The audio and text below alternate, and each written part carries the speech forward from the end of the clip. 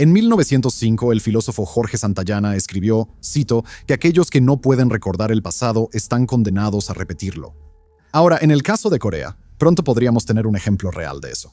Durante más de 3 años, entre 1950 y 1953, la Guerra de Corea mató entre 3 y 5 millones de personas, de las cuales más de la mitad eran civiles.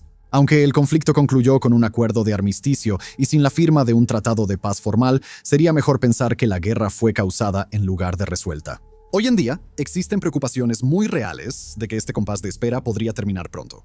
En los últimos años, el líder norcoreano Kim Jong-un se ha vuelto cada vez más beligerante hacia el sur, amenazando con, cito, asestar un golpe mortal para aniquilarlos completamente, movilizando todos los medios y potencialidades más duros sin dudar ni un momento. Beligerante, sin duda. Mientras que algunos creen que esto es solo el pequeño hombre cohete haciendo otro berrinche, otros temen que podría ser una declaración de intenciones genuina.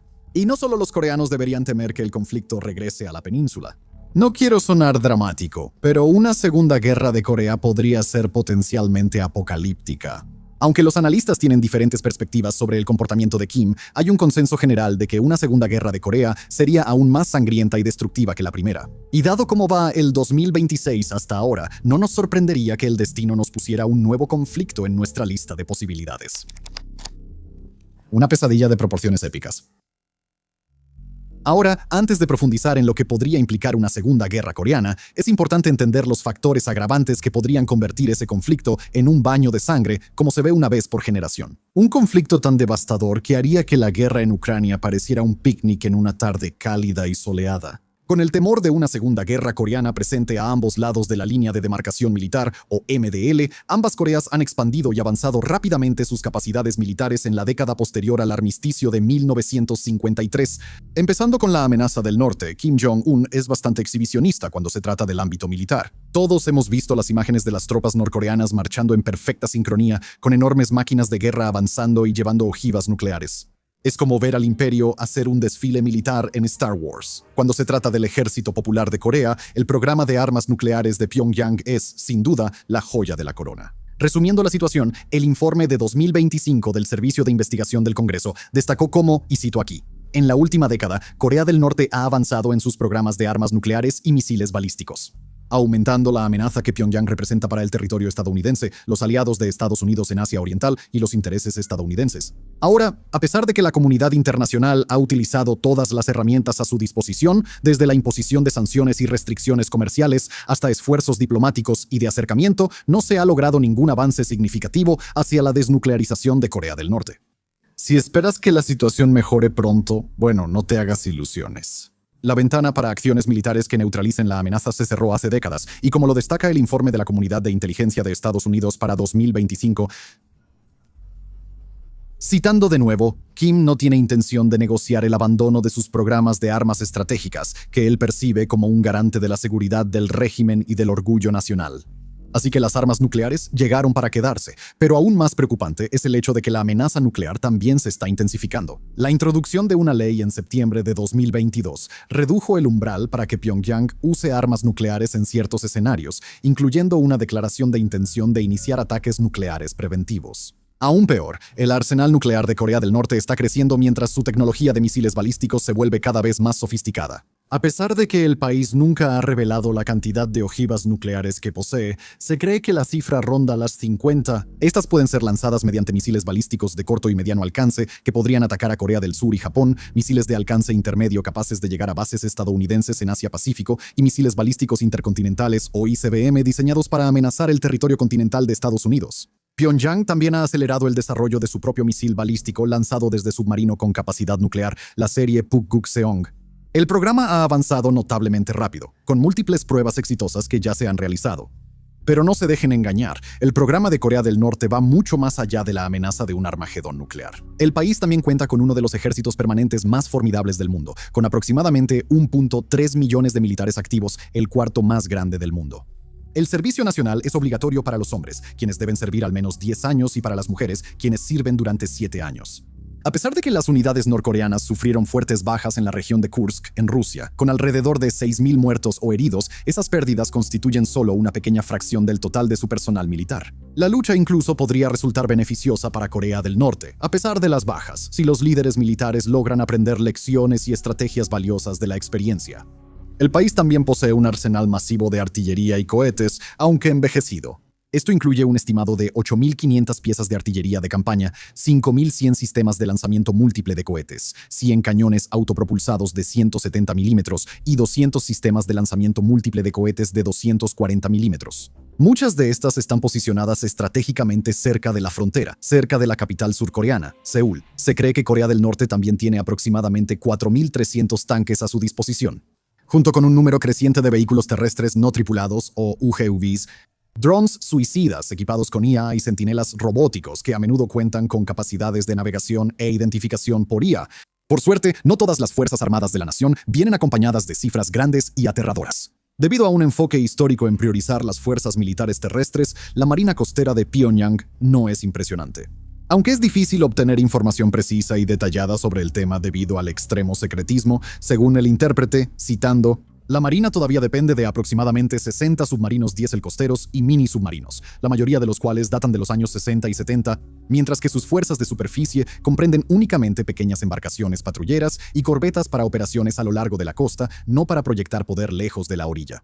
Sin embargo, ha habido un aumento en los esfuerzos por expandir estas capacidades construyendo nuevos buques de guerra, como el nuevo Chui Hwan, y desarrollando submarinos capaces de portar armas nucleares como el héroe Kim Konok. Mientras que una marina norcoreana más fuerte podría tener implicaciones potencialmente amplias para la seguridad regional y la dinámica geopolítica global. La limitada tecnología naval y capacidad industrial del país, junto con las sanciones que restringen el acceso a materiales críticos, probablemente ralentizarán el progreso. Además de la marina tradicional, Corea del Norte cuenta con una flota fantasma de embarcaciones registradas ilícitamente para evadir las sanciones de importación de energía de la ONU, eludir restricciones a las exportaciones, transportar equipo militar y tropas y contrabandear tecnología. Si bien el papel de esta flota sería menos importante en un escenario de guerra, desempeña un papel significativo en el fortalecimiento de la preparación militar de Pyongyang y su postura defensiva en general. La Fuerza Aérea y Antiaérea del Pueblo Coreano, o KPAF, es igualmente poco destacada, con una dependencia excesiva de aviones de combate de la era soviética. Según lo señalado por el COBE, cito, la KPAF está compuesta en gran parte por aeronaves envejecidas, con aproximadamente 800 aviones de combate, incluyendo MiG-21, MiG-23 y MiG-29, 300 helicópteros, incluyendo variantes MiL, Mi-2 y Mi-8-17, y una variedad de sistemas de defensa aérea, incluyendo sistemas de misiles tierra-aire SA-2, 3 y 5, así como sistemas indígenas más nuevos. Fin de la cita. Nuevamente se están haciendo esfuerzos para cambiar esto. En 2023, Corea del Norte presentó vehículos aéreos no tripulados equipados con inteligencia artificial, o UAVs, que se asemejan a los aviones no tripulados estadounidenses RQ-4 Global Hawk y MQ-9 Reaper, llamados Sibeor-4 y Sibeor-9. En marzo de 2025, Kim también presentó los primeros drones de alerta temprana aerotransportados del país. Pasando a las armas más oscuras de la guerra, también se debe prestar atención a las armas biológicas y químicas de Corea del Norte. Dichos armamentos tienen el potencial de ser utilizados como herramientas de guerra asimétrica, proporcionando al régimen un medio de bajo costo y alto impacto para infligir daños físicos y psicológicos desproporcionados. Según un informe inquietante publicado por el Centro de Estudios Estratégicos e Internacionales, cito, el desarrollo de armas biológicas por parte de Corea del Norte representa una amenaza potencial seria para Estados Unidos y sus socios estratégicos. Las armas biológicas podrían ser incluso más letales que las armas nucleares y siempre han sido mucho más baratas. Fin de la cita. Existe un alto grado de incertidumbre respecto al programa de armas biológicas de Corea del Norte debido a su secretismo y a la dificultad de recopilar información confiable sobre el tema. Sin embargo, el Departamento de Defensa de Estados Unidos sospecha que Pyongyang posee una variedad de agentes, incluyendo anthrax, viruela, peste y toxina botulínica. Aunque el uso de estas armas en el campo de batalla ha sido raro, podrían ser desplegadas mediante misiles, proyectiles de artillería o a través de operaciones encubiertas, como contaminar suministros de agua, fuentes de alimentos o áreas densamente pobladas. Si eso no fuera suficiente para causarte pesadillas, entonces están sus armas químicas. Aunque el programa de armas químicas del país es extremadamente secreto, sorpresa, las evaluaciones de la CIA indican que Pyongyang ha tenido uno durante muchos años con un arsenal de agentes letales. El Ministerio de Defensa de Corea del Sur ha estimado una reserva total de 2.500 a 5.000 toneladas de varios agentes, incluyendo agentes nerviosos como VX y gas sarín, agentes vesicantes como gas mostaza y agentes asfixiantes como cloro, entre otras cosas maravillosas. Por más aterradoras que sean estas armas, a menos que estalle una guerra, sirven de poco más que para la disuasión y algún que otro asesinato ocasional. Para complementar estas capacidades y ejercer presión sobre sus adversarios sin provocar una guerra, Pyongyang ha ampliado su uso de la guerra híbrida. Un aspecto particularmente clave de esto ha sido el uso de ciberataques. La Agencia de Guerra Cibernética del país, la Buró 121, es responsable de coordinar ciberataques, recopilar inteligencia y generar ingresos hackeando entidades extranjeras. La unidad, que está compuesta por alrededor de 6.000 hackers, el FBI la señaló como responsable de un ciberataque en 2014 que paralizó la red de Sony. También han surgido informes sobre la infiltración de empresas occidentales por parte de trabajadores remotos norcoreanos que se hacen pasar por contratistas legítimos para generar ingresos para el régimen. En un escenario de conflicto, se espera que Corea del Norte impulse y expanda estas operaciones como un medio asimétrico y de bajo costo para interrumpir la infraestructura, recopilar inteligencia y generar fondos. Se anticipa que la guerra híbrida norcoreana se volverá más sofisticada y problemática en los próximos años, pero basta de hablar de las capacidades de Kim. Dado que este es un video sobre una hipotética Segunda Guerra de Corea, también tenemos que dedicar algo de tiempo a una pregunta igualmente importante, es decir, ¿qué aporta Corea del Sur? ¿Corea del Sur? ¿Una cuestión de vida o muerte? A pesar de poseer la capacidad técnica para producirlas, Seúl ha optado por no desarrollar armas nucleares, confiando en cambio en que Washington proporcione un paraguas nuclear. Bajo los términos del Tratado de Defensa Mutua de 1953, ambas naciones están obligadas a considerar un ataque armado contra cualquiera de ellas como una amenaza a su propia seguridad y responder en consecuencia. Aunque esto no requiere explícitamente una acción militar automática, se ha interpretado como un compromiso de defender a Corea del Sur por medios militares si Kim alguna vez decide intentar una adquisición forzosa de territorio. De manera similar, como signatario de la Convención sobre Armas Químicas y la Convención sobre Armas Biológicas, no se sabe que Corea del Sur posea armas químicas o biológicas. Aunque es una victoria moral, esto podría darle a Corea del Norte una ventaja en el campo de batalla si llegara a recurrir a ese tipo de armas. El ejército surcoreano tampoco es lo que solía ser, ya que se ha reducido a 450.000 efectivos activos debido a una tasa de natalidad históricamente baja, lo que hace necesaria una expansión en el personal militar. La importancia de esto se vuelve aún más urgente considerando investigaciones que sugieren que se necesitarían al menos 500.000 de soldados para defenderse de una invasión del norte. Aunque el Servicio Militar Nacional del país, que exige que todos los hombres aptos entre 18 y 28 años se alisten por un periodo de entre 18 y 21 meses, sí le proporciona a Seúl un contingente considerable de reservistas al que recurrir si las cosas se ponen feas. Sin embargo, lo que le falta a Seúl en mano de obra, armas nucleares y armas de destrucción masiva, lo compensa con creces en sofisticación tecnológica. Corea del Sur tiene la segunda fuerza de artillería más grande del mundo, solo por detrás de Corea del Norte, con 12.100 piezas de artillería, además de una amplia gama de sistemas de armas sofisticados. Esto incluye alrededor de 1.100 K-9 Thunder obuses autopropulsados de 155 milímetros considerados los mejores en su clase. Seúl también opera una cantidad significativa de sistemas de cohetes, incluyendo cientos de sistemas de lanzamiento múltiple de cohetes K-239, Chunchunmo, varios misiles balísticos, Hyunmo y misiles avanzados de defensa aérea, incluyendo el MSAM y el LSAM. La Armada de Corea del Sur, que está pasando de capacidades costeras a capacidades oceánicas, está en otra liga comparada con la de Corea del Norte. La flota consiste en 147 embarcaciones incluyendo 13 destructores, 17 fragatas, 3 corbetas y 21 submarinos. Seúl también está trabajando actualmente en el desarrollo de su primer portaaviones ligero, la clase CVX, lo que marcará un gran salto en sus capacidades de proyección de poder. Básicamente, si la Marina de Corea del Norte es como un hombrecito enojado con complejo de Napoleón, entonces la Marina de Corea del Sur es el verdadero Napoleón. Con más de 800 aeronaves, la Fuerza Aérea de la República de Corea es formidable, combinando tecnología occidental con innovación coreana. Las fuerzas están encabezadas por F-35 KF-16 mejorados y F-15K Slam Eagles, los cuales son respaldados por un sólido sistema de defensa aérea multinivel. Corea del Sur también está en proceso de mejorar sus capacidades de alerta temprana y control aerotransportado, habiendo otorgado un contrato de $2,26 mil millones a L3 Harris para proporcionar nuevas aeronaves Phoenix AEW-AWC. Y si eso no fuera suficiente, Corea del Sur también está avanzando significativamente en tecnología de drones. Esto ha incluido el lanzamiento a finales de 2025 de la iniciativa Guerrero de Drones, que tiene como objetivo entrenar a cada militar en el pilotaje de drones. El vehículo aéreo de combate no tripulado furtivo Kaori-X, que actualmente está en desarrollo, también demuestra las ambiciones de Seúl respecto a las capacidades ofensivas de drones. Y por si eso no fuera suficiente, Corea del Sur está a punto de convertirse en el primer país del mundo en desplegar y operar oficialmente armas láser para derribar drones norcoreanos cuando sea necesario. Naturalmente lo llamaron el proyecto Star Wars. ¿Por qué no? El avanzado poderío militar de Corea del Sur se puede atribuir en gran parte a su altamente desarrollada base industrial de defensa. Con la creciente preocupación en Corea del Sur sobre la fiabilidad de las garantías de seguridad de Estados Unidos, Seúl ha puesto cada vez más énfasis en tomar el control de su propia defensa.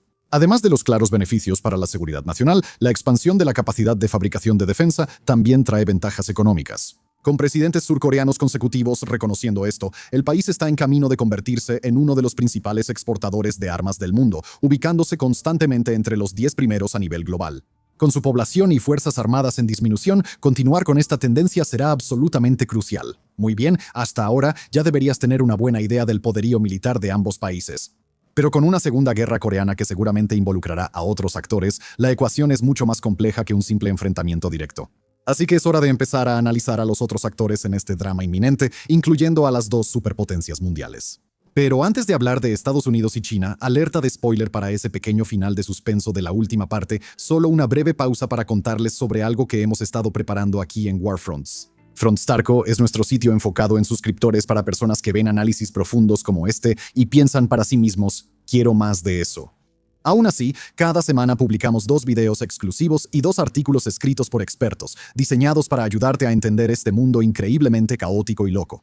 Y como al parecer 2026 es el nuevo 1939, también hemos lanzado un montón de podcasts exclusivos para complementar tu comprensión de los conflictos globales. Perfecto para cualquiera que le guste recibir el análisis de noticias al estilo de Warfronts. Son $5 al mes o $50 por todo el año, y a cambio, obtienes acceso a videos, artículos y podcasts exclusivos de nuestro equipo. Eso es Frontstarco. Y ahora, volvamos al video. Un enfrentamiento de grandes potencias otra vez. Nadie puede discutir que Corea del Sur y Corea del Norte son capaces de darse con todo sin la ayuda de nadie más. Pero con la importancia estratégica, histórica y simbólica de la península de Corea elevando las apuestas para países de todo el mundo, un escenario de conflicto probablemente involucraría a potencias mundiales interviniendo en ambos bandos. Para entender a qué nos referimos, solo hay que ver lo que pasó la última vez que Seúl y Pyongyang se enfrentaron cara a cara. Como el primer gran conflicto por poderes de la Guerra Fría, la Guerra de Corea vio a China y la Unión Soviética intervenir en nombre de Corea del Norte, mientras que la coalición de la ONU, liderada por Estados Unidos, intervino para apoyar al sur. Washington jugó un papel decisivo al repeler la invasión inicial de Corea del Norte antes de liderar el avance más allá del paralelo 38 hacia Corea del Norte. Motivados por preocupaciones de seguridad nacional, las fuerzas chinas escalaron la situación al intervenir posteriormente y revertir los avances logrados por las fuerzas de la ONU. Aunque la Unión Soviética se abstuvo de entrar abiertamente en la guerra con despliegues sustanciales de tropas terrestres, estuvo involucrada desde el principio como un proveedor esencial.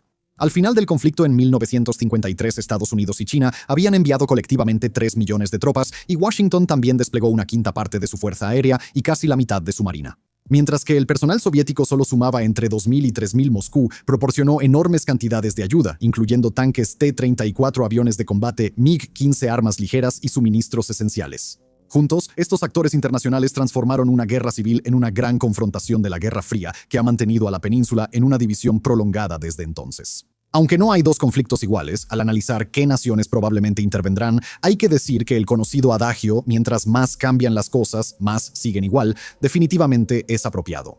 Evidencia convincente sugiere que Estados Unidos, China y Rusia volverían a intervenir bajo las circunstancias adecuadas en una segunda guerra de Corea. Pero los tiempos cambian, y también las reglas del juego. Los avances en capacidades militares durante las últimas décadas, junto con la interdependencia económica global, han elevado las apuestas de un conflicto así. En consecuencia, la naturaleza precisa de la participación de otros países sería diferente en esta segunda ocasión. Entonces, ¿qué exactamente ha cambiado en los 72 años desde la Guerra de Corea? Ya sabes, aparte de la llegada de la televisión a color y de que los hombres tontamente dejaron de usar sombrero a diario. ¡Qué vergüenza! Bueno, para empezar, la China de los años 50 era una sociedad atrasada y agraria devastada por décadas de guerra civil. La Armada de Pekín era una flota costera compuesta por pequeñas embarcaciones poco sofisticadas enfocadas en la defensa costera. La Fuerza Aérea era embrionaria, inexperta y en su mayoría equipada con aviones de hélice antiguos. Aunque numéricamente grande, el Ejército Popular de Liberación era tecnológicamente primitivo y carecía de artillería pesada y tanques. Ciertamente no había armas nucleares en el panorama y Pekín estaba esencialmente en el bolsillo de la Unión Soviética. Está de más decir que esta versión de China está muy lejos de la actual. En 2026, China es una potencia militar con una economía industrializada, orientada al mercado y basada en las exportaciones. Al haberse liberado de las rígidas políticas económicas de Mao, el país ha prosperado en su papel como la fábrica del mundo, impulsado por una rápida urbanización, una población en auge y la expansión de la empresa privada. Como la segunda economía más grande del mundo, o posiblemente la tercera, ya que depende de si cuentas a la Unión Europea como una sola entidad o no, y como líder global en tecnología, China claramente espera convertirse en la principal superpotencia mundial. Aunque el ascenso de China ha sido sin precedentes, los gringos no se han dormido en sus laureles. En los años 50, la economía de Estados Unidos era altamente industrializada y los estadounidenses estaban construyendo sus primeras bases permanentes en el extranjero en Europa y Asia Oriental. Las armas nucleares estaban surgiendo, pero los sistemas de lanzamiento eran rudimentarios y las fuerzas convencionales dominaban la estrategia. Desde entonces, la economía de Estados Unidos se ha orientado decididamente hacia los servicios y la tecnología, con la producción industrial cada vez más en el extranjero.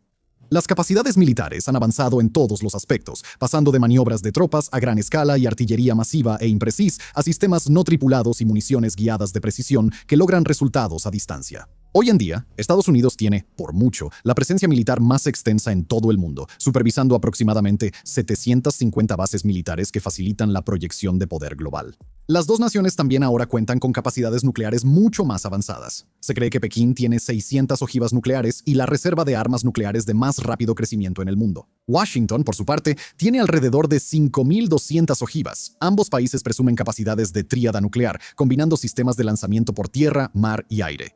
El tamaño de los ejércitos estadounidense y chino se ha reducido desde 1950, cuando estalló la Guerra de Corea. Aunque actualmente posee el ejército más grande del mundo, China ha visto una disminución de 4.6 millones a 2 millones de efectivos. Mientras tanto, el ejército de Estados Unidos, que tenía 1.4 millones de efectivos en 1950, actualmente cuenta con 1.3 millones. También se debe reconocer el factor complicador de los aproximadamente 28.500 efectivos militares estadounidenses estacionados en Corea del Sur. No es que la reducción de personal haya disminuido la capacidad militar de ninguna de las dos naciones. Aunque los avances tecnológicos no han vuelto obsoletos a los grandes ejércitos, sí han hecho que la movilización masiva sea mucho menos importante. Con una amplia gama de nuevas herramientas a su disposición, Estados Unidos y China son más formidables que nunca. Con la brecha de poder militar reduciéndose entre ambos, los analistas siguen debatiendo qué país tiene la ventaja estratégica. Aunque no corresponde a este video abrir esa caja de Pandora, analizar más de cerca lo que cada nación podría aportar ofrece una ventana a lo que podríamos esperar si estallara una segunda guerra de Corea. Ahora, China presume de tener el arsenal de misiles terrestres más grande del mundo. Aunque ha desarrollado algunos de los misiles más avanzados del mundo, como el DF-17 y el DF-21, no deberíamos esperar que Pekín despliegue sus armas más sofisticadas a la primera señal. En cambio, es probable que los líderes chinos se centren en mejorar el arsenal de Pyongyang, ya sea proporcionando componentes de fabricación o entregando sistemas de generaciones anteriores como el DF-11 y el DF-15. Otra contribución particularmente importante podría ser el suministro de datos de localización y de imágenes satelitales para guiar los ataques norcoreanos. Como una nota importante al margen, vale la pena reconocer que la asistencia china es más probable que llegue en algún momento durante una guerra y no al principio de la misma. Dado el impacto desestabilizador que tendría, una guerra en su propia frontera no está en los intereses de Pekín, y es poco probable que los líderes chinos se apresuren a respaldar de inmediato una invasión norcoreana que sería suicida para su reputación desde el principio. El Tratado de Asistencia Mutua Sino-Norcoreano de 1961 solo obliga a China a intervenir si Pyongyang es atacado, no si es el agresor. Pero si las circunstancias cambiaran a medida que se desarrolla la guerra y surgiera la posibilidad de que Pyongyang cayera, los cálculos también cambiarían. Si eso implica que China despliegue su propio ejército, proporcione equipo a Corea del Norte o brinde ayuda humanitaria, dependerá de una variedad de factores. Estados Unidos, por su parte, posee sistemas de precisión guiada equivalentes para atacar objetivos a varias distancias, incluyendo HIMARS MLRS, GMLRS y ATACMS. Estos serían complementados por numerosos sistemas de obuses, incluyendo el M109A7 Paladin para mayor movilidad.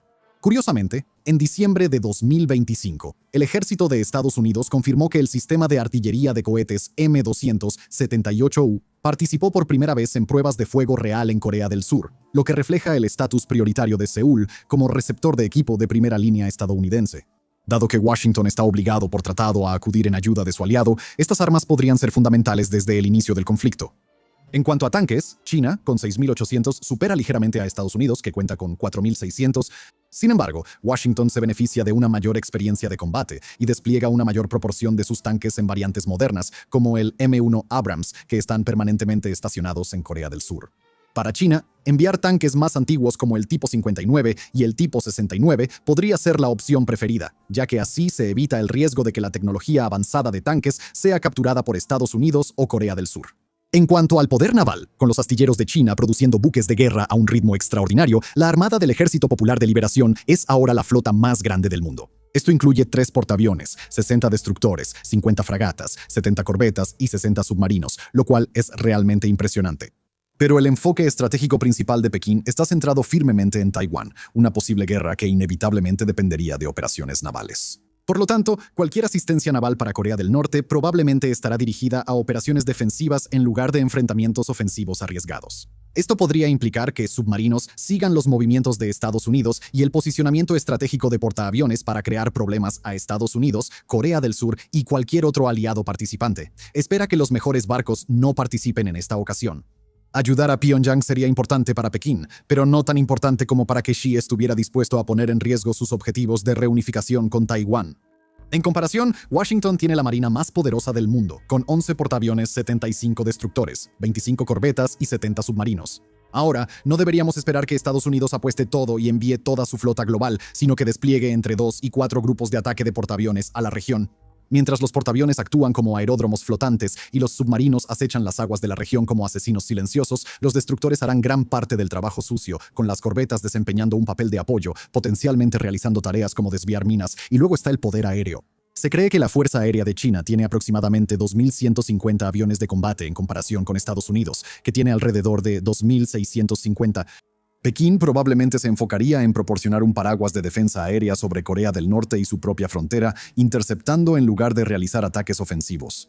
A diferencia de los tanques del EPL, hay una mayor probabilidad de que Pekín envíe sus aviones de combate más avanzados, como el J-20 y el J-35. Esto se debe en parte a que hay menos probabilidad de que la tecnología sea robada si caen en manos enemigas, pero también porque enviar aviones antiguos a luchar contra el equipo avanzado de Estados Unidos y Corea del Sur sería como mandar a Spot Dog a pelear contra Kujo. En cuanto al poder aéreo estadounidense, con F-16 estacionados permanentemente en Corea del Sur y rumores de que Washington podría estacionar de forma permanente F-35 en la base aérea de Kunsan, podemos esperar que se desplieguen los aviones más avanzados de Estados Unidos. Washington casi con toda seguridad enviaría bombarderos estratégicos, incluyendo B-1, B-52 y B-2. Sin embargo, no solo es probable que se involucren Estados Unidos y China, otras potencias también estarán al acecho, comenzando por una que alguna vez fue una gran potencia y que recientemente ha caído en tiempos difíciles. Y por supuesto, estamos hablando de la madre Rusia. El oso ruso. Una diferencia clave entre los años 50 y la actualidad es la posición de Rusia en la ecuación. Durante la Guerra de Corea, la Unión Soviética era el archienemigo indiscutible de Washington. Sin embargo, hoy en día, muchos analistas colocan a Rusia en un distante tercer lugar en comparación con Estados Unidos y China en una variedad de métricas, incluyendo la fuerza militar y la capacidad económica. Quiero decir, solo una de estas 3 potencias fue expulsada del Mar Negro por un país que no tenía una armada. Además, con la atención de Moscú firmemente centrada en Ucrania, si volviera a estallar una guerra en la península de Corea, es probable que el Kremlin quedara en un segundo plano, dejando que Pekín haga la mayor parte del trabajo sucio. Pero no pienses ni por un segundo que Rusia no podría agitar las aguas aquí. Aunque el fin de la guerra en Ucrania no parece inminente, en algún momento tiene que terminar, y cuando eso suceda, la disposición de Moscú para extender sus tentáculos a otros lugares aumentará. Las tácticas de zona gris, como los ciberataques, las campañas de desinformación, la interferencia política y el ataque a infraestructuras clave como los cables submarinos, seguramente se volverán más problemáticas.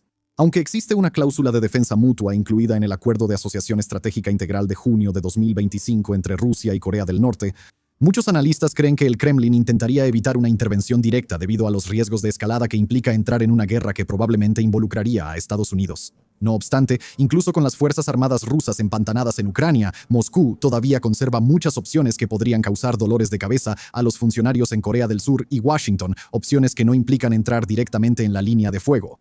Quiero decir, mira cómo la inteligencia rusa ayudó recientemente a Irán a atacar activos estadounidenses en todo el Golfo, un nivel de interferencia que pareció no recibir ninguna respuesta por parte de la administración Trump. Por otro lado, Moscú podría sentirse tan en deuda con Corea del Norte que crea que tiene que tomar medidas. Desde septiembre de 2022, Corea del Norte ha estado suministrando a Moscú proyectiles de artillería y misiles balísticos para usar contra Ucrania. En 2024, esto se amplió con el envío de tropas por parte de Pyongyang para ayudar a combatir la incursión ucraniana en Kursk. Y hasta la fecha, aproximadamente 15.000 norcoreanos han luchado junto a las tropas rusas en la guerra. Para el Kremlin, devolver el favor podría significar suministrar equipo militar a la RPDC. El país cuenta con amplias capacidades de cohetes y artillería que pueden proporcionar fuego rápido y preciso a largas distancias. Con Pyongyang, habiendo producido en masa sistemas más básicos como el BM-21 Grad de diseño soviético, Moscú podría mejorar las posibilidades de combate de Pyongyang, proporcionando sistemas guiados de precisión como el 9A-524 Tornado.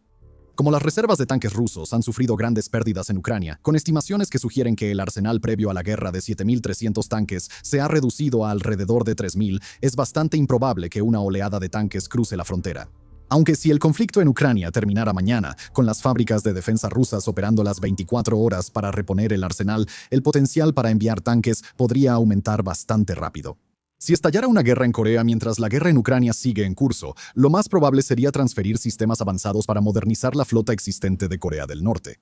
En cuanto a la fuerza aérea, la flota de Moscú, al más puro estilo ruso, destaca por su gran volumen con alrededor de 4.200 aeronaves de combate. Como dijo alguna vez Stalin, la cantidad tiene una calidad propia. Una vez más, el grado en que Rusia brindaría apoyo aéreo dependerá de los acontecimientos en Ucrania. Sin embargo, con el almirante Samuel Paro del Comando Indo-Pacífico de Estados Unidos declarando en noviembre de 2024 que Moscú había acordado suministrar a Pyongyang aviones de combate MiG-29 y Su-27 a cambio de tropas, el suministro de aeronaves es claramente una posibilidad real. Se sabe que Kim está interesado en los aviones más avanzados Su-35 y Su-57, pero no está claro si Putin estaría dispuesto a desprenderse de su equipo más avanzado. Además de los aviones de combate, el envío previo de misiles avanzados de defensa aérea y equipo por parte de Rusia a Corea del Norte sugiere que suministros similares seguirían en tiempos de guerra. Esto podría permitir que Pyongyang defienda mejor su espacio aéreo contra el abrumador poder aéreo de Estados Unidos y Corea del Sur. Además, si Rusia proporciona tecnología satelital y datos de objetivos en tiempo real, como ha advertido el exsecretario de Estado de Estados Unidos, Anthony Blinken, la capacidad de Corea del Norte para atacar activos surcoreanos sería de repente mucho más letal. En cuanto al poder naval, Rusia tiene capacidades limitadas de proyección de poder, y es poco probable que Moscú suministre activos navales a Corea del Norte. En su lugar, el Kremlin podría proporcionar tecnología de submarinos nucleares, misiles antibuque y minas navales avanzadas como la serie MDM. Además de los tres grandes, varios otros países también podrían sentir la necesidad de involucrarse. Ubicado en la misma región, Japón estaría en la parte alta de esta lista. Aunque el artículo 9 de la Constitución del país renuncia al uso de la fuerza como medio para resolver disputas internacionales, Tokio ha sido durante mucho tiempo escéptico respecto a Corea del Norte. Los líderes japoneses pueden legalmente asistir a Corea del Sur mediante la doctrina de autodefensa colectiva, y el primer ministro Shinzo Abe ha estado guiando a la nación hacia una política exterior más agresiva. Un ejemplo de esto ocurrió en noviembre de 2025, cuando ella enfureció a Pekín al decir que Japón podría intervenir militarmente para proteger a Taiwán en caso de una invasión china. Desde entonces, tras asegurar una victoria electoral aplastante, Takai Tokichi también ha comenzado a cumplir su promesa de aumentar el presupuesto de defensa al 2% del PIB. Aunque Tokio no ha revisado su constitución, la ha reinterpretado drásticamente para permitir una acción militar más amplia. Además, ahora que Tokichi cuenta con la mayoría calificada de 2/3 necesaria en la Cámara Baja para proponer una enmienda, las encuestas han mostrado que la mayoría de los encuestados japoneses espera avances en la revisión constitucional. Habiendo expresado previamente su deseo de enmendar el artículo 9 y otorgar a las fuerzas de autodefensa un mandato operativo, la probabilidad de un cambio constitucional nunca ha sido mayor. Muchos de los países miembros del Comando de las Naciones Unidas, una fuerza multinacional de seguridad colectiva establecida para apoyar a Corea del Sur contra la agresión de Corea del Norte, también quisieran involucrarse.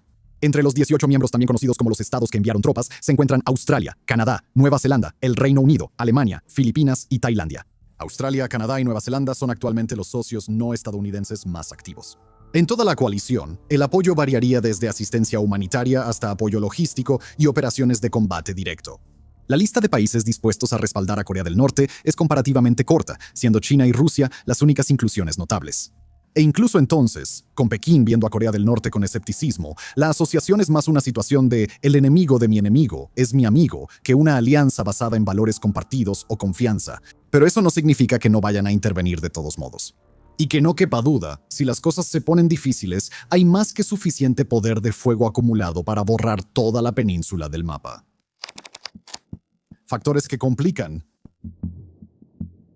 Nada es seguro en los asuntos internacionales. Varios países tienen interés en influir en el resultado de una segunda guerra de Corea, y muchos poseen los medios para hacerlo mediante intervención militar directa, apoyo material, diplomacia u otras formas de participación. Sin embargo, la perspectiva bastante convincente de la destrucción mutua asegurada ha mantenido las cosas bajo control desde que se implementó el acuerdo de armisticio. Esto hace que las cosas sean un poco más complicadas que antes. Por un lado, las partes están menos inclinadas a involucrarse en una segunda guerra de Corea. Por otro lado, si llegaran a hacerlo, el impacto sería mucho peor. Como se mencionó, Washington, que tiene 28.500 soldados estacionados en Corea del Sur, está obligado por tratado a intervenir en caso de una invasión. Pero sigue sin estar claro si las tropas estadounidenses y norcoreanas pueden enfrentarse en el campo de batalla sin que la situación se deteriore hasta convertirse en un intercambio nuclear. Kim puede querer reunificar Corea más que cualquier otra cosa, pero suponiendo que tome decisiones basadas en sus intereses estratégicos, estaría dispuesto a lanzar una invasión dadas las graves riesgos de escalada y la amenaza inevitable que esto representaría para su régimen. Además, ¿estaría suministrando tropas y provisiones a Rusia si él mismo estuviera a punto de ir a la guerra? Aunque una invasión norcoreana parece ilógica desde afuera, muchos analistas tenían opiniones similares respecto a la invasión rusa de Ucrania. ¿Cómo resultó eso? Cuando tanto poder está concentrado en las manos de un solo hombre y factores como el ego entran en juego, evaluar la situación con precisión se vuelve realmente muy difícil. Para dar ese salto, Kim probablemente necesitaría tener la certeza abrumadora de que el éxito está asegurado o que un ataque contra Corea del Norte es inminente. Con el sistema del país basado en proyectar una imagen de fuerza y perseguir a quienes no siguen la línea del partido, dar malas noticias es un método bastante efectivo para acortar tu esperanza de vida. Una situación así básicamente crea una cámara de eco de personas que siempre dicen que sí. Con el flujo de información que llega a Kim, en el mejor de los casos, siendo filtrada y en el peor completamente adornada, no hay garantía de que Kim esté tomando decisiones basadas en información creíble. Pero incluso así, sería mucho suponer que él pensara que podría invadir con éxito Corea del Sur, que actualmente está protegida por el paraguas de seguridad de Estados Unidos. Pero bueno, la historia está llena de ejemplos de personas que toman decisiones realmente malas, y esas malas decisiones tienen consecuencias graves. Y tal vez esto termine siendo otro capítulo de eso. Ahora, vale la pena abordar algunos de los huecos que se han desarrollado en el paraguas de seguridad estadounidense. Las dudas sobre las garantías de seguridad de Estados Unidos se han intensificado en los últimos años, ya que las acciones y la retórica del presidente Trump han socavado alianzas que antes se consideraban inquebrantables. Y la cooperación en materia de seguridad del presidente Biden con socios como Corea del Sur se consideraba un medio estratégicamente útil para frenar la influencia de China. Pero como señala un comentario de 2025 de Chatham House, a diferencia de Biden, Trump ve las alianzas como relaciones de dependencia que deben ser explotadas extrayendo el máximo beneficio para ajustarse a su agenda de Estados Unidos primero. Y cito, Trump se ha quejado regularmente de las contribuciones financieras de Seúl para albergar a las tropas estadounidenses e incluso ha amenazado con retirarlas o reubicarlas. Durante una conferencia de prensa en julio de 2025, les dijo a los reporteros, Corea del Sur está ganando mucho dinero y son muy buenos, son muy buenos. Pero, ya saben, ellos deberían estar pagando por su propio ejército. Si Donald Trump decidiera retirarse y en su lugar enfocarse en la esfera de influencia de Estados Unidos en el hemisferio occidental, o, ya saben, iniciar más aventuras en Medio Oriente, lo que sea, haría que la perspectiva de invadir Corea del Sur fuera mucho menos intimidante. Es cierto que es difícil distinguir cuáles de las amenazas de Donald Trump son realmente creíbles y cuáles son solo una postura para obtener concesiones favorables. En mayo de 2025, el Pentágono rechazó un informe del Wall Street Journal que afirmaba que Estados Unidos estaba considerando retirar aproximadamente 4.500 tropas de Corea del Sur. Sin embargo, según un informe publicado por el Centro de Estudios Estratégicos e Internacionales, o CIS, citándolos, aunque no se ha tomado una decisión sobre el retiro de tropas, el tema está bajo seria consideración en el Pentágono, las fuerzas de Estados Unidos en Corea y el Comando Indo-Pacífico. Fin de la cita. Así como los responsables políticos en Washington sopesan los pros y los contras de estacionar tropas en Corea del Sur, debates similares tendrían lugar en Pekín respecto al posible papel de China en caso de que estalle una segunda guerra en Corea. Una Corea reunificada, en cualquier forma, es poco probable que se alinee con los intereses estratégicos de China. Muchos analistas también sostienen que los responsables políticos en China verían con malos ojos que estallara otro conflicto en un país vecino. Si bien China y Corea del Norte tienen una asociación estratégica basada en la conveniencia, donde la primera ve a la segunda como un útil estado tapón, también se sabe que Pekín considera a Pyongyang como impredecible. Esto se ha demostrado en ocasiones cuando China se ha unido al Consejo de Seguridad de la ONU para condenar las pruebas nucleares de Corea del Norte. Que Pekín intervenga en nombre del agresor que inició la guerra, bueno, eso sería extremadamente arriesgado. Una cosa es pasar unas cuantas cajas de municiones por la frontera, pero desplegar tropas chinas y participar activamente escalaría las cosas a otro nivel completamente diferente. Además de ser pésimo para la imagen pública con importantes repercusiones de sanciones económicas, también podría arrastrar al país a un enfrentamiento con Estados Unidos. Lo que podría inclinar la balanza para China es si Corea del Sur y Estados Unidos logran repeler con éxito un ataque norcoreano y posteriormente avanzan hacia el norte acercándose a la frontera china, como ocurrió en la década de 1950. Si el régimen norcoreano corre el riesgo de colapsar, las preocupaciones estratégicas y de seguridad nacional de China probablemente provoquen una respuesta más contundente. Existen interrogantes similares en torno al posible papel de Rusia, cuya naturaleza está significativamente ligada a cómo se desarrolle la guerra en Ucrania, pero eso es adelantarnos un poco. Por ahora, centremos nuestra atención en quizás la consideración más importante de todas. ¿Cómo podría comenzar realmente una guerra como esta? Un colapso en Corea podría empezar de muchas maneras. Quizás los delirios de grandeza de Kim y sus ambiciones de asegurar su legado lo lleven a pasar por alto los riesgos de invadir Corea del Sur. O tal vez las inseguridades respecto a la seguridad del régimen lo impulsen a lanzar un ataque preventivo por miedo a que países extranjeros invadan y den el primer golpe. Potencialmente, el escenario más probable es que un malentendido o un enfrentamiento provoque un intercambio de represalias que escale de manera incontrolable. Un ejemplo de dónde podría ocurrir esto es en el Mar Amarillo. En particular, las 5 islas del Mar del Oeste, administradas por Seúl, pero ubicadas de manera precaria justo frente a Corea del Norte, y han sido puntos de conflicto en el pasado. Por ejemplo, en marzo de 2010, el buque de guerra surcoreano Cheonan fue hundido por un submarino norcoreano cerca de la isla Bengeong, matando a 46 soldados y llevando a Seúl a imponer sanciones importantes. El incidente fue visto como una represalia por el incidente de Gaichong varios meses antes, en el que un barco patrulla norcoreano resultó dañado por cruzar la línea límite norte. Pyongyang disputa la frontera marítima NLL establecida por la ONU después de la Guerra de Corea y en su lugar reclama una frontera más al sur que abarcaría las islas y los ricos caladeros de pesca. El Mar Amarillo tampoco es la única zona problemática. En octubre de 2024, Corea del Norte acusó a Seúl de enviar drones no tripulados con panfletos de propaganda a Pyongyang, una acusación que fue refutada por el gobierno surcoreano. Durante ese mismo año, Pyongyang recurrió a provocaciones tan burdas que podrían haber sido ideadas por un niño de 7 años, enviando globos con basura a través de la zona desmilitarizada. Uno incluso aterrizó en el complejo presidencial. Otros incidentes incluyen incursiones de drones, tiroteos en los puestos de guardia a lo largo de la zona desmilitarizada, pruebas de misiles, ciberataques, ejercicios militares a gran escala y disparos a desertores.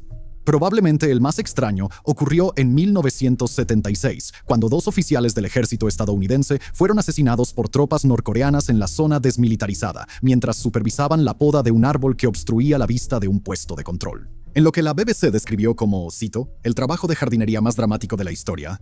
Una fuerza de tarea de 813 soldados estadounidenses y surcoreanos, apoyados por bombarderos B-52 con capacidad nuclear, 20 helicópteros utilitarios, 7 helicópteros de ataque Cobra, aviones de combate F-4, F-5 y F-80 y 6 sobrevolando la zona, así como el portaaviones USS Midway, todos ellos fueron desplegados posteriormente para talar el árbol. Al igual que un volcán activo, las tensiones entre Corea del Sur y Corea del Norte están destinadas a desbordarse cíclicamente. Lo que queda por ver es si algún día la situación se deteriora hasta tal punto que ocurra una erupción similar a la de Yellowstone. La tarea que tiene por delante Corea del Norte. Una vez que Corea del Norte ha decidido invadir, no hay vuelta atrás. Como no hay ganadores en una guerra nuclear, que Pyongyang lance sus armas nucleares desde el principio sería la última carta, una jugada desesperada. Por lo tanto, vamos a asumir, toquemos madera, que Kim se limitaría a usar fuerza militar convencional desde el principio. La opción nuclear es el último recurso, cuya probabilidad aumentará si la supervivencia del régimen está en juego. El vínculo directo entre infligir daño a Corea del Norte y la probabilidad de que Kim recurra a armas nucleares crea un dilema para los líderes de Estados Unidos y Corea del Sur. En un escenario de conflicto, se tendrá que tomar una decisión entre intentar eliminar el programa nuclear y el liderazgo de Corea del Norte de manera tan rápida y decisiva que el norte pierda su capacidad de lanzar sus armas nucleares.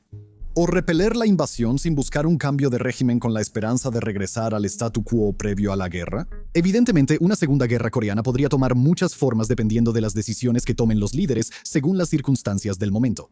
Estados Unidos y Corea del Sur realizan regularmente ejercicios militares para simular una variedad de escenarios y desarrollar respuestas estratégicas en medio de un panorama geopolítico cambiante. Sin embargo, los analistas han identificado una serie de fases que se consideran probables. La primera es la fase de preparación. En una era de imágenes satelitales y capacidades de monitoreo precisas, existe una alta probabilidad de que una acumulación militar norcoreana sea identificada desde el principio. Este fue el caso con el movimiento de tropas rusas previo a la invasión de Ucrania. Sin embargo, a diferencia de Rusia, Corea del Norte mantiene una gran parte de sus fuerzas y armas, como artillería, morteros y lanzacohetes, cerca de la frontera. Con Pyongyang conservando la capacidad de lanzar un ataque con preparativos mínimos observables, una fuerza masiva, visible y desplegada al frente sería innecesaria y poco recomendable.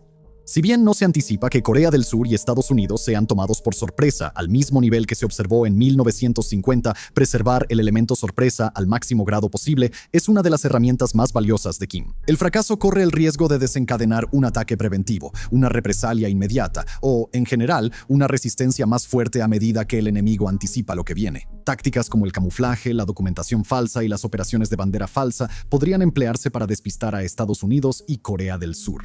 En cuanto a cómo podrían verse estas tácticas en la práctica, Pyongyang podría usar sus unidades cibernéticas para filtrar documentos, señalando un plan de invasión completamente diferente. Despliegues de distracción usando artillería falsa y misiles falsos podrían usarse para desviar la atención de las verdaderas zonas de ataque. Kim podría incluso usar tácticas tan engañosas para crear una justificación falsa para un ataque, como atacar deliberadamente uno de sus propios buques y culpar a Corea del Sur. El grado en que los agentes de inteligencia logren entender lo que se está planeando determinará cómo se desarrolla la siguiente fase. Pasando a la fase de ataque inicial, es probable que la primera oleada de ataques norcoreanos implique un extenso bombardeo de artillería y misiles. Ejemplos de objetivos clave incluyen edificios gubernamentales, instalaciones de mando, bases militares, aeródromos, nodos de comunicación e infraestructura energética. Ubicada precariamente a unos 50 kilómetros de la frontera, Seúl está completamente dentro de la línea de fuego. Como centro político del país, Pyongyang podría atacar a funcionarios surcoreanos en un golpe de decapitación similar al que mató al ex líder supremo iraní, el ayatolá Jomeini. Si Pyongyang cumple su amenaza de convertir Seúl en un mar de fuego, solo en el área metropolitana de Seúl las bajas podrían superar las 100.000 en 48 horas, según algunas estimaciones. Y eso es sin el uso de armas de destrucción masiva. Es probable que la primera ola de ataques también sea multidominio. Se emplearán ciberataques centrados en la interrupción y la confusión para paralizar infraestructuras críticas como las redes eléctricas y los sistemas financieros, mientras que al mismo tiempo se buscará inutilizar los sistemas de mando y control militar para impedir una respuesta coordinada. Las unidades navales norcoreanas podrían operar en coordinación para crear amenazas a lo largo de la NLL y la costa. Esto podría implicar el lanzamiento de ataques, pero también la inserción de fuerzas especiales como parte de misiones de sabotaje. Debido a las capacidades limitadas de la flota, los recursos probablemente se utilizarían de manera oportunista y asimétrica. Básicamente, imagina pequeñas unidades de fuerzas especiales norcoreanas ejecutando ataques asimétricos de ritmo acelerado. La infiltración podría provenir de túneles subterráneos debajo de la zona desmilitarizada, embarcaciones anfibias ágiles que permitan un asalto marítimo o un despliegue aéreo de comandos detrás de las líneas enemigas. Los objetivos obvios incluyen infraestructura crítica como plantas de energía, la red eléctrica, puertos, torres de telecomunicaciones y depósitos de combustible, así como sitios militares como aeródromos y bases navales. Pero no se equivoquen, la acción principal sería el infierno absoluto de drones, misiles y artillería cayendo sobre Seúl y la zona circundante. Corea del Sur recurriría a sistemas como el Patriot PAC-3, el sistema de defensa terminal de área a gran altitud, THAAD, el sistema de defensa de misiles aéreos de Corea, KMD, y KRAM para su protección. Aunque estos ofrecen capacidades de interceptación a diferentes rangos y altitudes, su efectividad combinada en un escenario de combate no ha sido probada. Aunque las amenazas de misiles estratégicos están bien cubiertas, los sistemas podrían verse sobrepasados por ataques masivos de artillería y cohetes. Como ya no tiene sentido ocultarse una vez que se ha dado el disparo de salida, es probable que esta fase también haya un movimiento generalizado de tropas y armamento. Con las posiciones de disparo iniciales reveladas, las unidades móviles, incluyendo lanzacohetes múltiples y cañones autopropulsados, serán desplazadas en previsión de contraataques. A pocas horas de la primera oleada de ataques, es probable que Kim Jong-un emita una declaración de guerra. Es de esperar que presente el ataque como defensivo mientras culpa a Corea del Sur y a Estados Unidos como estados hostiles que provocaron la escalada. Con el mundo observando, probablemente pedirá su destrucción y aprovechará la oportunidad para disuadir la intervención de otros países, amenazando con represalias nucleares.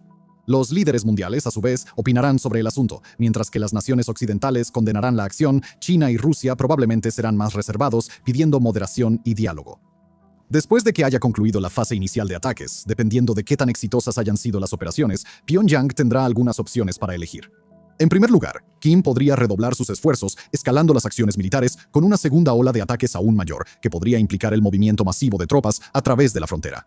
Con la zona desmilitarizada, fuertemente minada, fortificada con obstáculos antitanque y vigilada por sistemas de monitoreo, cruzarla sería realmente muy difícil. Y eso es antes de que introduzcas ataques aéreos en la ecuación. Para evitar parcialmente el problema, Pyongyang ha excavado una red de túneles debajo de la zona desmilitarizada. 4 han sido descubiertos a lo largo de los años, y la inteligencia surcoreana cree que podrían estar ocultos hasta 20 túneles más.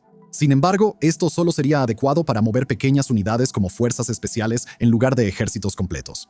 Una segunda opción sería continuar con ataques que mantengan la presión, pero que no alcancen la intensidad de la primera oleada. Esto demostraría cierto reconocimiento de la realidad de que la escala y el ritmo de la primera oleada no pueden mantenerse si la guerra se prolonga.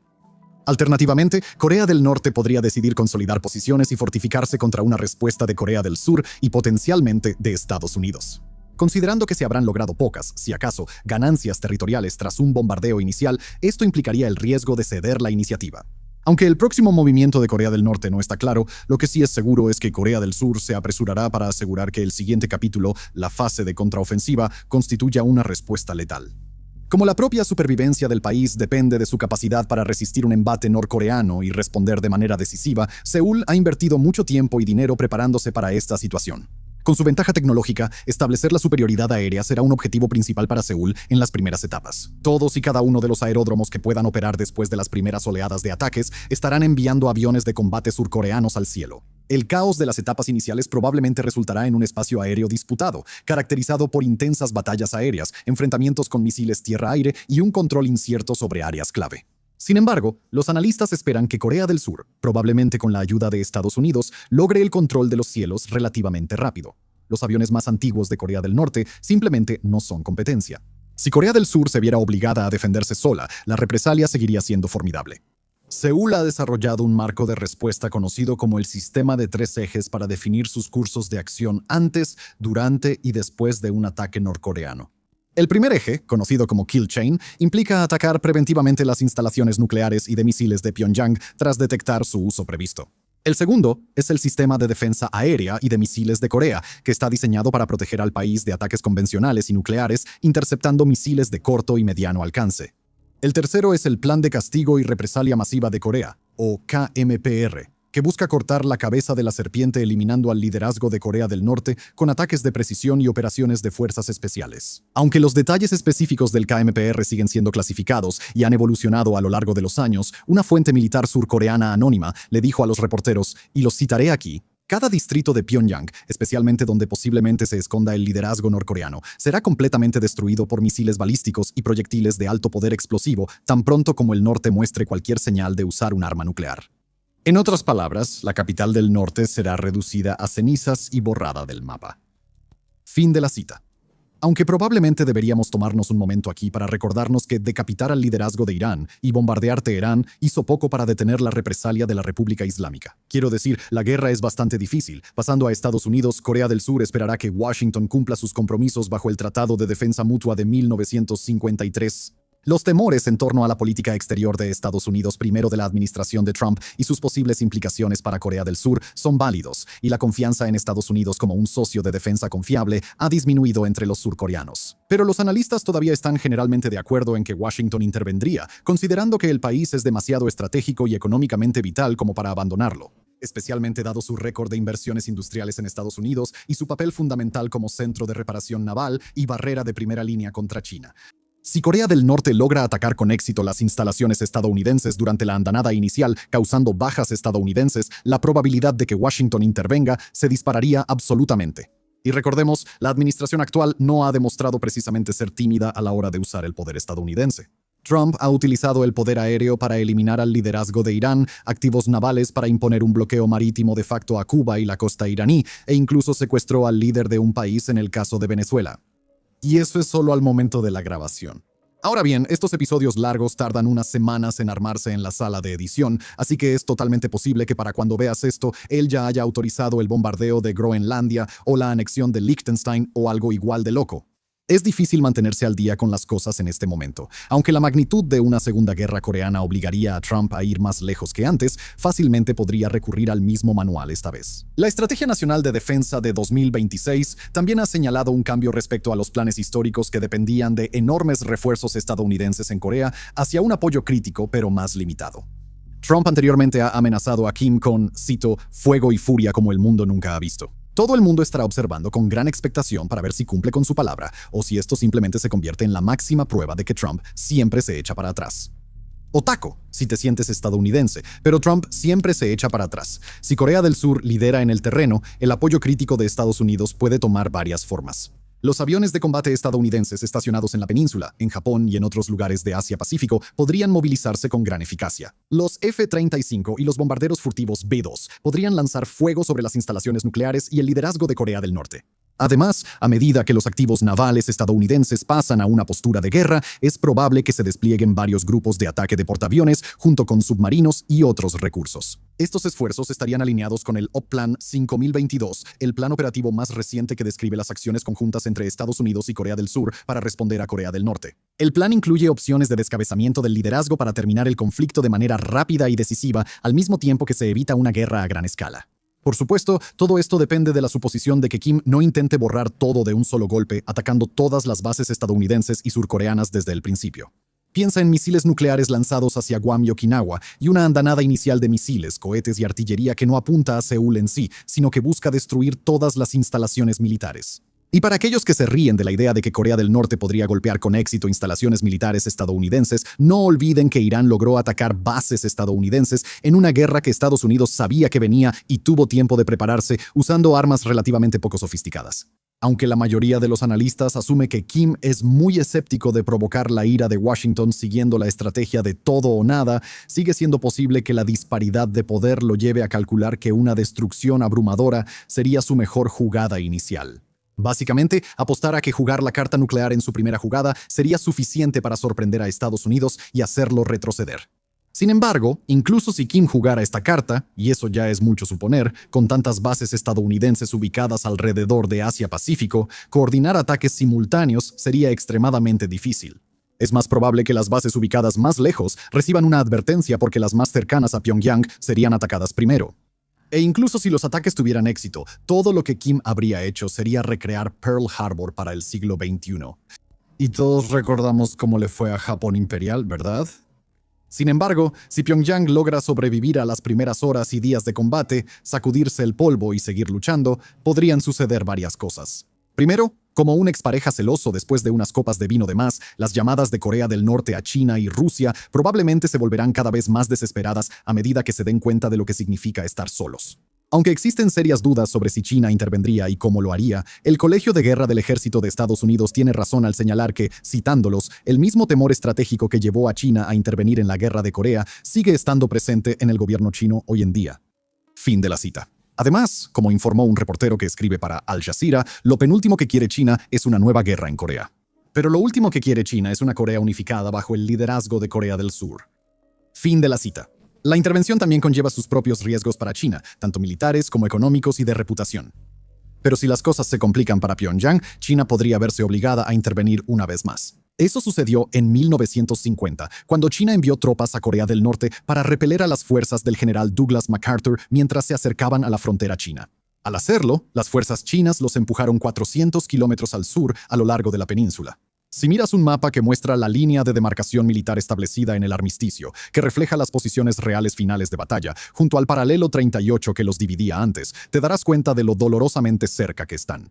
Muchos de los riesgos que preocuparán a los responsables políticos chinos estarán causando dolores de cabeza similares en Moscú. Aunque Putin históricamente ha apoyado a Corea del Norte con ayuda económica, asistencia técnica y respaldo diplomático, esto no es incondicional. Una confrontación directa con Estados Unidos o sus aliados, especialmente en este momento, sería un juego de apuestas muy, muy altas. La historia reciente ha demostrado que Moscú es menos que un socio confiable cuando las cosas se ponen difíciles. Los expresidentes Maduro y Assad, así como el primer ministro armenio Nikol Pashinyan y el difunto líder supremo iraní Ali Khamenei, Todos fueron abandonados cuando el peligro llamaba a sus puertas. Con la lista de tarjetas navideñas del Kremlin acortándose cada mes, estos casos plantean la pregunta: ¿por quién exactamente intervendría Rusia? Si Corea del Norte quiere tener alguna posibilidad de salir victoriosa, uno, o preferiblemente ambos países, tendrán que ensuciarse las manos. La posibilidad de quedarse solo para valerse por sí mismo mantendrá despierto a Kim por las noches. Quizás el escenario más probable sea que reciba un apoyo y asistencia diluidos, como equipo militar y suministros. Esto obviamente no llega a ser una intervención militar directa. Dependiendo de cómo se desarrolle la contraofensiva, podría seguir una de varias fases. Si ninguna de las partes logra un avance decisivo y las líneas del frente se estabilizan, podría iniciarse una fase de desescalada en medio de una creciente presión diplomática internacional. Esto solo ocurriría si ambas partes consideran que continuar luchando resulta demasiado costoso, lo que permitiría que las conversaciones de armisticio entren en la agenda. Aunque todavía está lejos de ser un resultado ideal, esto podría resultar en un regreso al statu quo de manera similar al conflicto entre la India y Pakistán de mayo de 2025. Si la contraofensiva de Corea del Sur resulta muy exitosa y la supervivencia del régimen norcoreano se pone en duda, Pyongyang podría optar por escalar la situación. Esto sería más similar a cómo se desarrolló la Primera Guerra de Corea.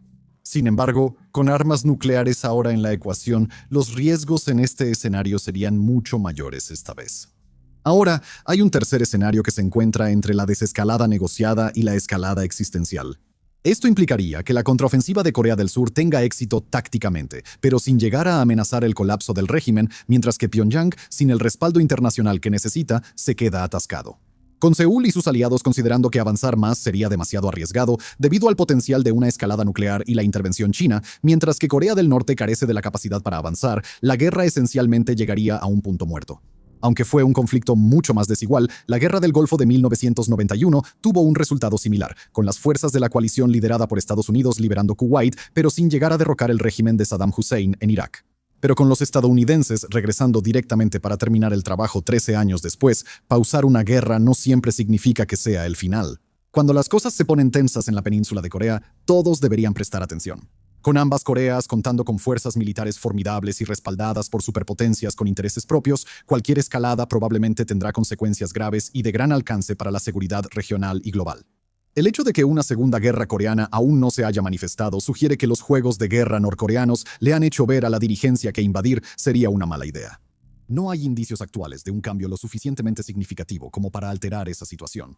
Aunque Pyongyang no parece poseer los medios para invadir y ocupar con éxito Corea del Sur, no hay garantía de que esto siempre siga siendo así. Después de todo, en los asuntos internacionales, las cosas pueden cambiar en un instante. Quiero decir, si hubieras encuestado a la gente el 1 de enero, ¿cuántos habrían puesto en su quiniela que Trump lanzaría una guerra completamente nueva en Medio Oriente antes de que terminara febrero? Además, nadie puede saber con certeza si las probabilidades tendrían que estar a favor de Corea del Norte para que se lanzara una invasión en primer lugar. Al final, todo podría depender de la mente de un loco. Esperemos que Kim haya aprendido una lección de los errores de su aliado estratégico, Vladimir Putin, y que a veces simplemente no vale la pena arriesgarse. A pesar de la historia de Pyongyang de usar el alarmismo como instrumento de disuasión, desarrollar una política exterior bajo la premisa de que Corea del Norte solo ladra pero no muerde sería peligrosamente ingenuo. Afortunadamente, no hay una fuerte indicación de que tal complacencia se haya apoderado de los responsables de la formulación de políticas. Si estalla otro conflicto, y es probable que ninguna de las partes quiera volver al statu quo, podría ser todo o nada. Con eso, gracias por vernos.